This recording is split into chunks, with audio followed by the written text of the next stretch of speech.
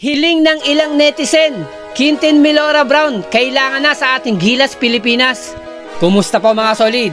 Saksi naman po tayo lahat sa tatlong laban ng Gilas Pilipinas sa Doha Pocket Tournament na napakalaki ng butas at kakulangan ng ating Gilas Pilipinas, in particular sa mga big man.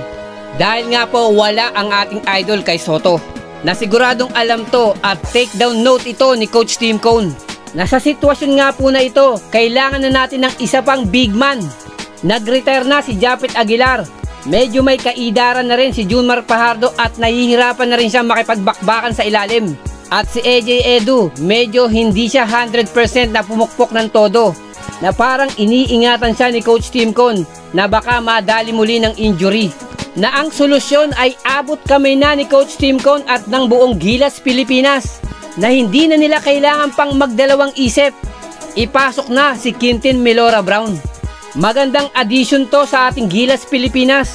Isang versatile, masipag na big man at yung kanyang experience sa collegiate basketball sa USA. At isa pang patunay na pwedeng to sa ating Gilas Pilipinas. Tinulungan niya ang UP Fighting Maroons upang makuha ang kampyonato sa UAAP sa kanyang una at huling stint sa collegiate basketball dito sa Pilipinas. Ay maganda pong credential upang i-consider ito ni Coach Tim Cone. And beside, okay naman yung kanyang mga papeles, na eligible po siyang maglaro bilang isang local player. At sa edad na 25 years old, physically ready na itong si Quintin Mellora Brown, na kahit nga po wala pang professional experience itong si QMB. On the process naman yung peaking ng kanyang basketball career, na for sure easy na lang kay QMB na matutunan yung sistema ni Coach Tim Cone.